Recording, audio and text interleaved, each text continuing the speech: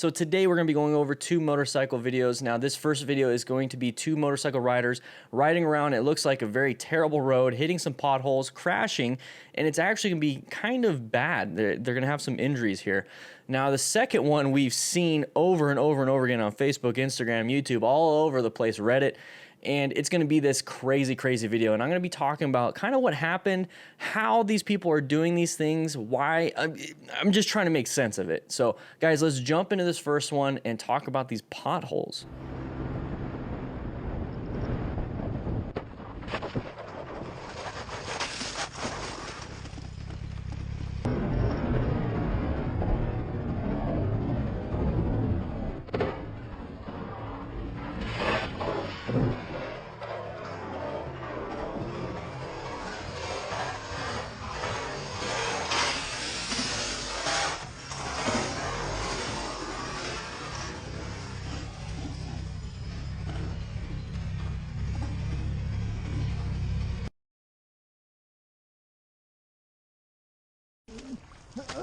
Good?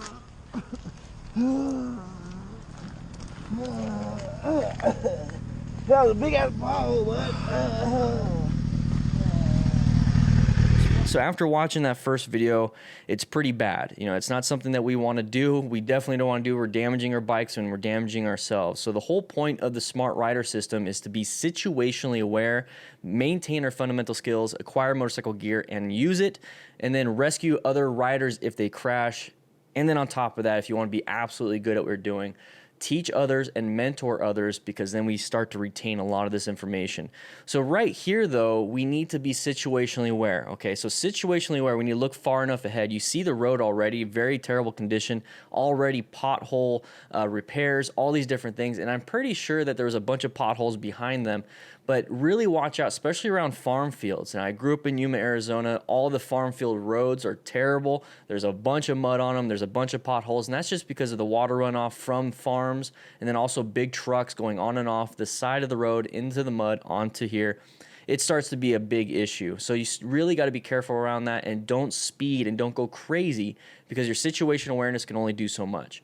So when we move forward right here, we should have already started to see some of the discoloration in the road and wondering what's going on. So be in orange stage around this time right here. It's like, okay, I recognize a certain hazardous type of situation. This is uncommon in a very common road. Does that make sense?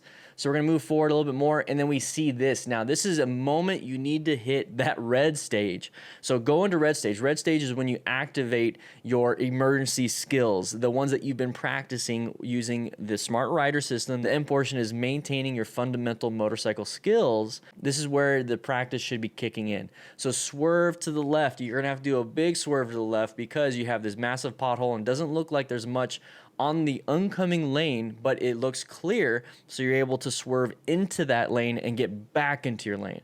But at a high rate of speed, it's going to be a little more difficult. So have you guys been practicing your high rated speed swerves? So right here, he's going to move forward, and it's already too late. So we didn't do anything. We didn't do anything at all. So now we're kind of like in a brown stage of hoping that, you know, these potholes, it's not going to hurt us, but we panicked because we're not doing anything. We know we should have done something, but we didn't. So we're going to do this and then dump the bike.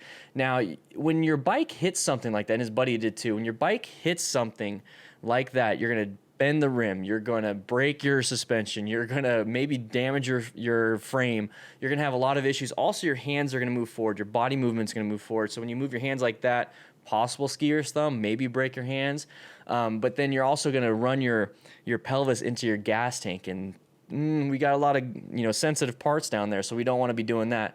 But let's scroll back just a little bit. So remember, once again, from the S.M.A.R.T rider system, we need to be situationally aware. We need to maintain our fundamental motorcycle skills. But then the A portion of the S.M.A.R.T rider system is acquiring motorcycle-specific protective gear and PPE, and then utilizing it. So when we see this, you notice how within one frame his shirt moved up. This is just a normal hoodie. So it moved up. Now we got road rash. So immediately you got road rash. And that is going to be an issue. So make sure you wear actual protective jackets, and hopefully this won't happen. But he does have some gloves. He does have a helmet. So he's protecting some of these vital things. But I would definitely wear more than that. He's also wearing normal pants. And then it looks like normal shoes. Those are Nikes. Get some Nikes in the chat. So when we get to this point right here, he's able to walk around, but then they start to really feel the pain. They start to feel what's going on.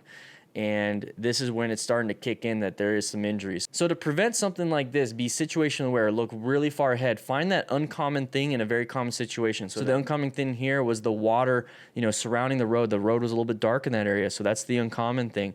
Also maintain your physical skills, your fundamental physical skills, and learn how to swerve. Practice your swerving so that in a time of emergency, it just happens. And then acquire full gear just in case you do crash. And let's say your friend crashed, so now we got to rescue him. So that's the R part, and we got to learn how to do that. But let's just jump into the next one because this one's a little crazy.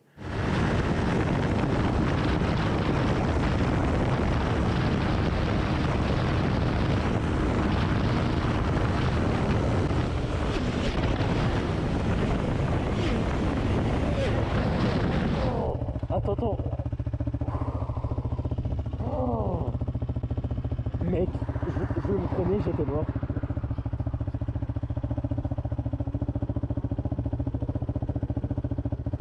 Merde.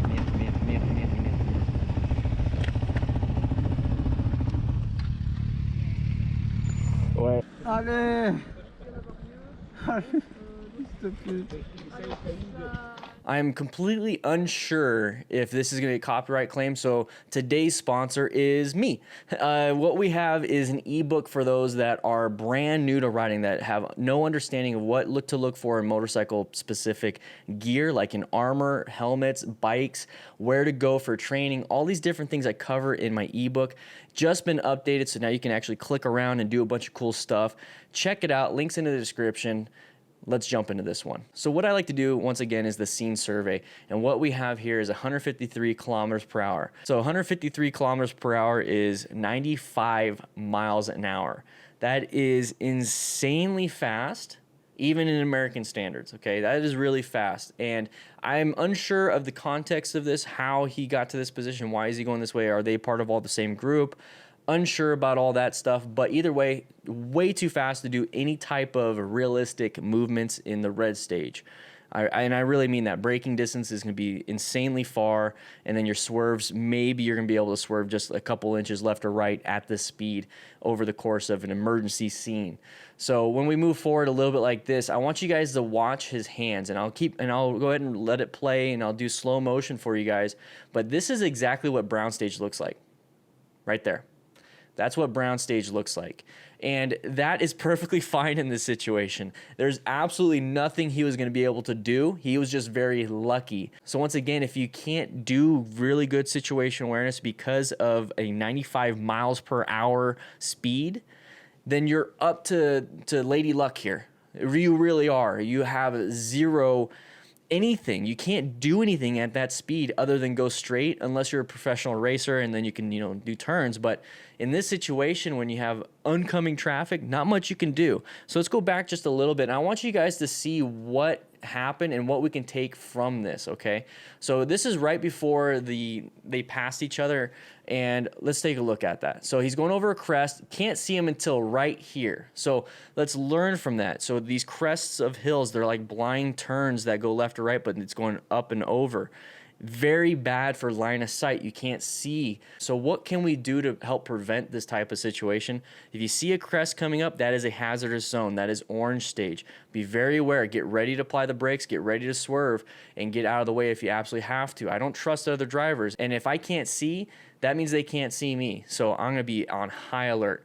But let's keep going a little bit, and that's not what happened here.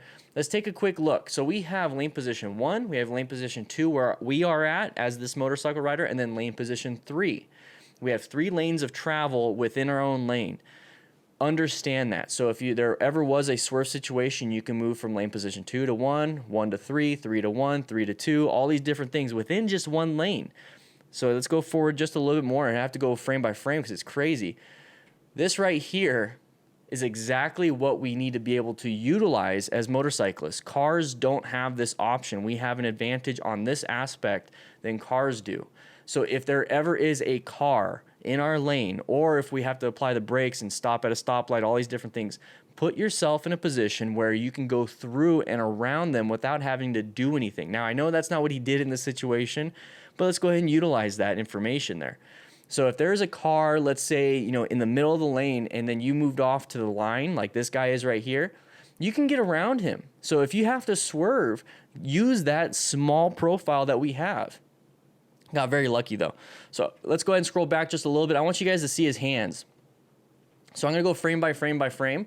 So remember, we have perception, reaction, and then for anything, you know, it's like braking distance, swerving time, all these different things. But either way, perception is when we see it.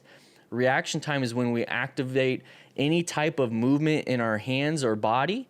And then the executable portion is, did we succeed or did we not succeed with braking or swerving? So right here is when he's gonna start to perceive it. So where's the perception time? Right there. Rolling off the throttle is one of the easiest things to do. So he perceived and then he's starting to react. It's almost instantaneous. He perceived and starting to react. So he's rolling off the throttle, so that's gonna lower his engine speed, which he's gonna go from 154 to I think about 130.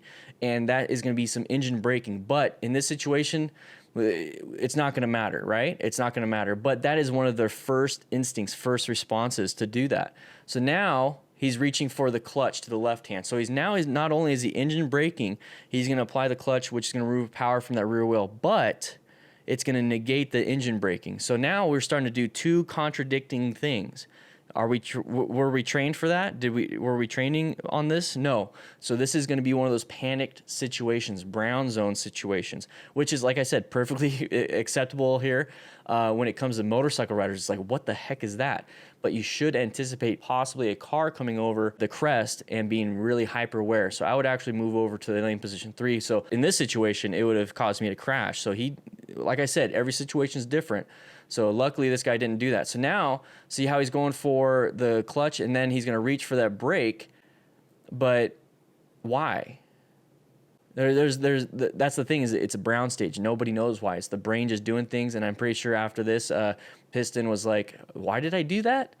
And that's just because our body naturally does these types of things without training. But how can we train for the situation? So once again, this is one of those things where it's like, no matter what we do, especially in this stage, it's all luck. Now, what we can do to prevent it is when we see that crest to not go super fast, especially 95 miles per hour. If we're going slower speed, maybe less of a scare. So see that right there? See how it went down from 151 to 142? That's the bike trying to match the speed that's going on. So he is actually decelerating quite a bit. And one of the problems that you have with a panic braking, panic decel, is that you're going to possibly lose traction, especially at 95 miles per hour, and then low side, and now you're going to run into these people because you low sided, the bike's going this way, you're going this way, you possibly get ran over.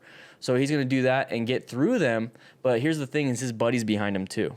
So I want to know if his buddy was off to a side, like offset, like you're supposed to do when you're riding in a group, or was he right behind him? So I'm really wondering what's happening. Did he move over and swerve into the middle to get right behind his buddy?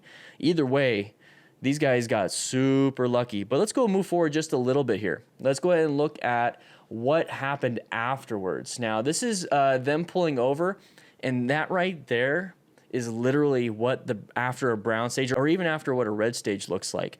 If you have to, your adrenaline is hyped up, you need to just relax, calm down, move off to the side of the road, relax, and so that you're focused on the next portion of your ride, which there's going to be new hazards now on these next portions. So let's go forward just a little bit here. And what he's going to do is he's actually going to go back and see what's going on. And the green motorcyclist he actually crashed. So when we talk about rescuing another rider as part of the Smart Rider system, is that you need to know what to do if you want to. So if you feel the need to help this person out, whether that it was their fault or not, if you just have this human need to do it, highly recommend accidentscene.org. Use code DDFM for $5 off. And it's going to give you some really good bystander assistance training. Also, check out Stop the Bleed. It's a great website. I'll have all these resources in the description so you know what to do if something like this happens. Or if you just like rolled up. Like, let's say this guy just rolled up and saw that there's a motorcycle that's on the side of the road. Oh, I want to help him. I don't know what happened. And then you go help him. So that right there is the whole point of the Smart Rider system. Okay, and I keep bringing that up because we have to be situationally aware. We have to know that there's certain hazard traps. So if we have a crest of a hill, that is a hazard trap. Blind turns to the left or right are scary and they're very dangerous. Intersections are dangerous. those are all hazard traps. Now think about a blind turn that goes vertically on a crest of a hill. Once again, a hazard trap. Go into orange stage. Also maintain our fundamental physical skills. We need to know how to swerve. We need to know how to brake, and we need to know what to do so that in time of a panic, our body naturally goes into red stage, not brown stage. Acquire personal protective gear and then actually use it, because if something happens, if everything fails, you need to have something there to mitigate and minimize injuries, because there are going to be injuries if you crash, whether minor or severe. Also need to know how to rescue. I mean, if you want to, that's the thing. I personally want to. So if you want to, learn how to rescue other riders on the side of the road like this. The next thing is to teach and mentor, and that's what I'm doing here. I'm learning, I'm getting better as a motorcycle rider and learning more motorcycle skills by teaching you guys and then mentoring others out on the Discord server. So guys, if you want to be a part of the DDFM crew, join the free Discord server. It's really awesome. There's 3,100 plus members in there right now. And this way you can ask questions and get a hold of somebody that has maybe a little more experience that can help you out. And check out the resources in the description, because that's going to be really good for you coming this weekend so that you can stay safe. With that said, hope you guys ride safe, be safe, and I'll see you around.